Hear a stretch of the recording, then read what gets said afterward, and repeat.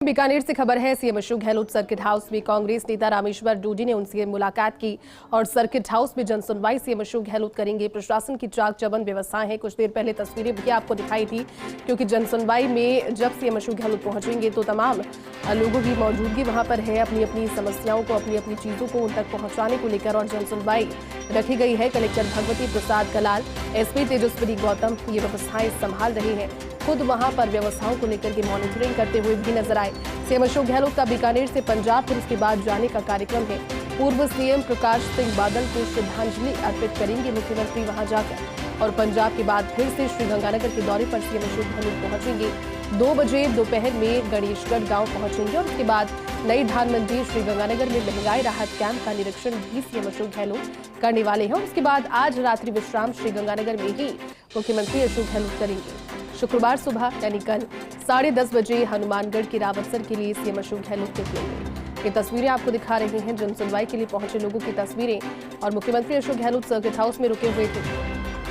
तो प्रदेश प्रभारी सुखजिंदर सिंह रंधावा और पीसीसी चीफ गोविंद सिंह डोटासरा भी मुख्यमंत्री अशोक गहलोत के साथ मौजूद हैं। बीकानेर सर्किट हाउस में सीएम अशोक गहलोत से कांग्रेस नेता रामेश्वर डूडी ने मुलाकात की और तमाम सारी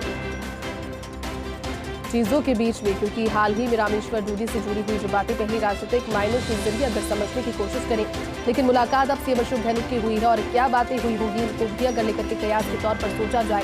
चलिए पूरी बातचीत के लिए हमारे साथ बीकानेर से सहयोगी लक्ष्मण राघव जुट गए हैं। लक्ष्मण, सर्किट हाउस में मुलाकात सीएम अशोक गहलोत ने की, हालांकि अब जो जनसुनवाई है उसके लिए सीएम अशोक गहलोत पहुंचेंगे। सबसे पहले तो कितना समय और बताया जा रहा है लक्ष्मण, और क्या जानकारी वहां से जो लगा है 45 यूनिट तक फ्री है। देखिए, बिल्कुल पीसीसी चीफ गोविंद सिंह डोटासरा यहाँ पहुंचे हैं। हम उनसे बात करेंगे 1 to 1, कुछ एक मुद्दों पर आज बात होगी। अभी इस वक्त यदि हम बात करें तो मुख्यमंत्री जो है सर्किट हाउस में हैं। दरअसल इसके बाद जो है यहाँ पर जनसुनवाई करेंगे और उसके बाद राहत कैंप के निरीक्षण करने का कार्यक्रम है। तो कुल मिलाकर ये कहा जा सकता है कि अपने आप में महत्वपूर्ण दौरा है।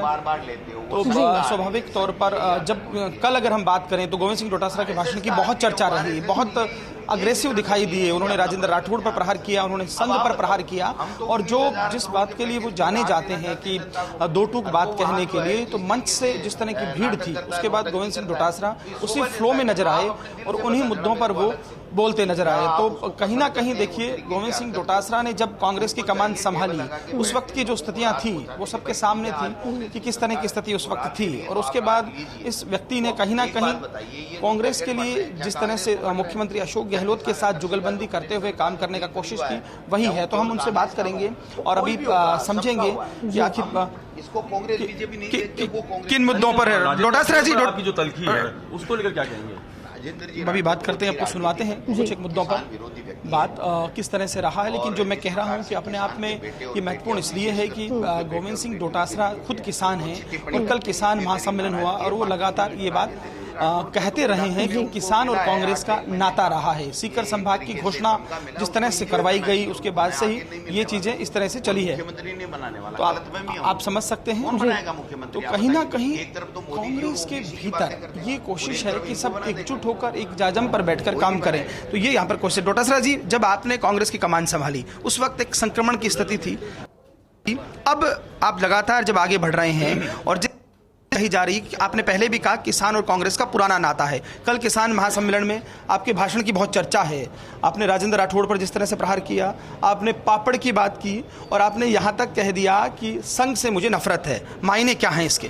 देखिए, संघ आपस में लड़ाने का काम करता है, जातिगत धार्मिक विद्वेष फैलाने का काम करता है, और संघ का इतिहास बहुत अच्छा नहीं रहा है। आप देख सकते हैं जब आज़ादी के लिए कांग्रेस पार्टी और देश के महान सपूत जब अपने आप को जो शहीद कर रहे थे, प्राण न्यौछावर कर रहे थे, देश की आज़ादी दिलाने के लिए सब कुछ त्याग कर रहे थे, उस वक्त इनकी भूमिका बहुत ज़्यादा अच्छी नहीं थी। इसलिए और अभी भी इनके लोग केवल जाति की बात करेंगे, धर्म की बात करेंगे, आरक्षण को समाप्त करने की बात करेंगे, संविधान को तोड़ने की बात करेंगे, बाबा साहब के खिलाफ बोलेंगे, SC ST और दलित और माइनॉरिटी के खिलाफ बात करेंगे, सबको साथ लेकर के चलने की ये बात नहीं करेंगे 36 को मुँह। तो इसलिए हमें नफरत है, व्यक्तिगत किसी व्यक्ति से नफरत नहीं है। भाजपा कहती है कि जो आपके महंगाई राहत कैंप है, दरअसल उन पर वो सवाल उठाती है। ये कहती है व्यवस्थाओं के नाम पर बहुत कुछ नहीं है। जब आप आंकड़े देते हैं तो वो आफत की बात करते हैं। वो ये कह देते हैं कि पेट्रोल पर जो स्थिति है वो क्या है, और 2-3 बातें वो गिनवाते हैं। कांग्रेस अध्यक्ष होने के नाते आप क्या जवाब देंगे? देखिए, पेट्रोल और डीजल जो मनमोहन सिंह जी की सरकार थी, तब अंतर्राष्ट्रीय बाजार में 140 रुपये प्रति बैरल कच्चा तेल था। आज वो 100 के अंदर है। और पेट्रोल और डीजल उस टाइम जो आपका डीजल है वो 50-55 रुपये था, पेट्रोल 60-70 रुपये था।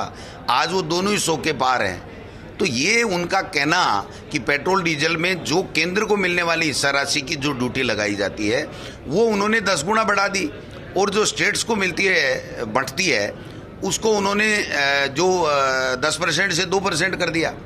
तो बेईमानी की भी एक सीमा होती है। इन्होंने बेईमानी करके, आप पीएम केयर फंड है, मैं पुनः कहना चाहूँगा कि इसमें जितना बड़ा घोटाला है, मैं समझता हूँ कि नोटबंदी, पीएम केयर फंड, ये बहुत बड़े घोटाले हैं। पूरे देश की नामी गिरामी जो हमारी नवरत्न कंपनियां होती थी, उनका सारा का सारा पैसा ले लिया। बड़े बड़े उद्योगपतियों का CSR का पैसा ले लिया। अब कोई हिसाब नहीं, कोई ऑडिट नहीं, और उनसे पूछो तो कोई जवाब नहीं। अडानी वाला मामले में राहुल जी ने पूछा तो सदस्यता ही खत्म करा दी।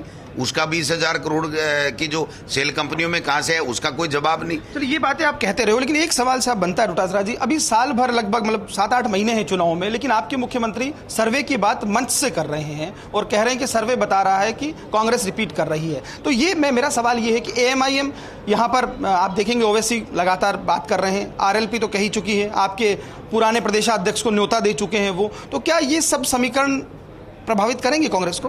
देखिए, राजनीति में सब कुछ चलता है, लेकिन जो मुख्यमंत्री जी सर्वे की बात कर रहे हैं वो जनता के मूड की बात कर रहे हैं। और जनता का मूड आपने देखा होगा, 1 लाख से ज़्यादा लोग आए, सब लोग ढोल नगाड़े बजा के आए, किसान वर्ग पूरा का पूरा खुश था। तो निश्चित रूप से ये अच्छे संकेत हैं। यही सर्वे होता है कि जनता क्या चाहती है। जनता कांग्रेस की जो हमारी सरकार है उसकी जो योजनाएं हैं उससे खुश है, जो सरकार का गुड गवर्नेंस है उससे खुश है, कांग्रेस की विचारधारा से वो खुश है। किसान इनको अब की बार एक भी वोट नहीं देने वाला है। 15 महीने जो खून के आंसू इन्होंने रुलाए हैं, 700 किसान शहीद हो गए हैं, ये बात हर किसान के बच्चे के जुबान के ऊपर है। ये ओबीसी का बात करने की नोटंकी भले ही कर लें, लेकिन ओबीसी को हटा के ही तो राजेंद्र जी राठौड़ साहब को बनाया है। किस मुंह से कर रहे हैं ये ओबीसी की बात? कल नड्डा जी ओबीसी के प्रदेश अध्यक्ष रहे हुए सतीश पूनिया जी, जो माला पहनाने के लिए पीछे पीछे गाड़ी के जा रहे थे। आपने पहले भी कहा था कि मजूरी करो, मजदूरी शब्द आपने बड़ा सिखावटी अंदाज में कहा था। बिल्कुल मजदूरी ही करवाई है। अगर 3 साल तक किसी ने भारतीय जनता पार्टी को खड़ा करने का प्रदेश में काम किया है तो वो सतीश पूनिया थे। आज उनकी क्या कहाँ स्थान है, आप स्वयं आंकलन कर लीजिए, मैं किसी के खिलाफ क्यों बोलूं। राजेंद्र जी राठौड़ जो हमेशा, मैं दावे के साथ कह सकता हूं कि राजस्थान में इनके ऊपर कितने करप्शन के चार्जेस लगे पिछले बीजेपी के शासन में, कितने मुकदमे इनके खिलाफ है। इनके खुद का एफिडेविट आप देख लीजिए कि इनके पास में कितनी तो प्रॉपर्टी है और कितने मुकदमे इनके ऊपर हुए। आज वो बरी हो गए, अच्छी बात है। आदमी अगर कोर्ट से बरी होता है तो हमें उस पर कुछ नहीं करना, लेकिन उससे उसके नेचर का पता चलता है। चलिए, आखिरी सवाल, आप होटल बंद कमरों में लेकर गए विधायकों को, उस वक्त अध्यक्ष बने, ये अरसा निकालते हुए अब यहाँ पहुँचे हैं, आप कह रहे हैं जनता का मूड ठीक हुआ है, लेकिन इन सब के बीच आपकी पार्टी के एक नेता अनशन पर बैठ जाते हैं, आपके प्रभारी ये कहते हैं कांग्रेस को कांग्रेस ही हराती है। तो ये कांग्रेस को कांग्रेस हराने का जो फलसफा चल रहा है, इसको लेकर कोई मैकेनिज्म आपका आला कमान डेवलप कर पाया है क्या? राजस्थान में कोई कांग्रेस को कांग्रेस नहीं हराएगी। सारी कांग्रेस एक साथ एकजुटता के साथ में चुनाव लड़ेगी और हम 2023 में जीतेंगे।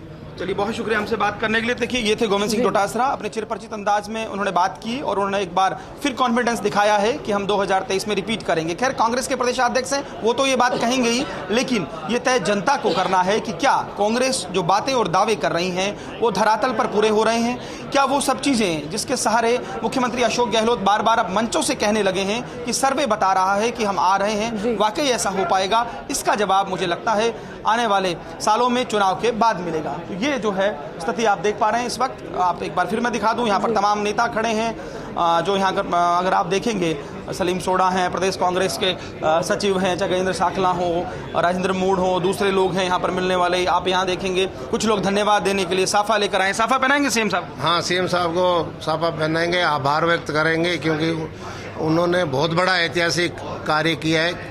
जो कॉलेज एजुकेशन में 6 आचार्य थे, आचार्य पद पर पदोन्नत हुए, इसलिए हम उनको शील्ड बैंड करके साफा पहनाकर आभार व्यक्त करने के लिए। सभी आप उच्च शिक्षा से जुड़े हुए? उच्च शिक्षा से जुड़े हुए हम सभी शिक्षक साथी है राजीव गांधी स्टडी सर्किल के संगठन से, और हम मुख्यमंत्री साहब का आभार व्यक्त करना चाह रहे हैं आज, क्योंकि उन्होंने प्रोफेसर क्या कहेंगे आप? मिलने के लिए ही आए हैं कि जो काम गहलोत सरकार कर रही है वो आप देख सकते हैं। देखिए, कुल मिलाकर जो चीज़ें हैं साफ तौर पर यही हैं कि यहाँ पर अलग अलग लोग आए हैं। कुछ कांग्रेसी हैं, कुछ सरकारी कर्मचारी हैं, कुछ जो हैं अपने काम को लेकर भी आए हैं। तो ये तमाम चीज़ें अलग अलग हम दिखा रहे हैं। और इंतजामात में आपको पीछे की तरफ अगर आप देखें कि किस तरह से यहाँ चाक चौबंद इंतजामात हैं। मुख्यमंत्री बस अब निकलने को ही हैं, थोड़ी देर बाद मुख्यमंत्री निकलेंगे। यहाँ पर पुलिस के इंतजामात आप देख पा रहे हैं। सामने आप देखेंगे तो यहाँ पर लोग जो मौजूद हैं अपना मांग पत्र लेकर आए हैं। अलग अलग प्रतिनिधि मंडल भी हैं, कुछ सरकारी कार्मिक हैं, जैसा कि मैंने कहा कुछ लोग आभार जताने भी आए हैं। तो देखिए के दृश्य सामान्य हैं और वो दृश्य यहाँ पर भी दे रहे हैं।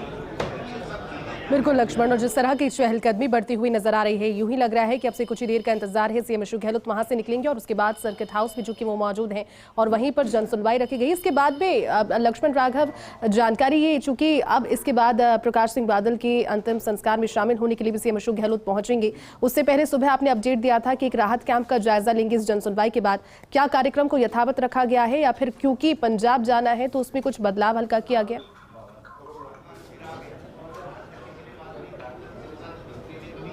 नहीं, अभी तक कार्यक्रम यथावत है। पहले ये था कि 2 महंगाई राहत कैंप जा सकते हैं। अब जानकारी ये है 1 महंगाई राहत कैंप का अवलोकन वो करेंगे और उसके बाद पंजाब निकलेंगे।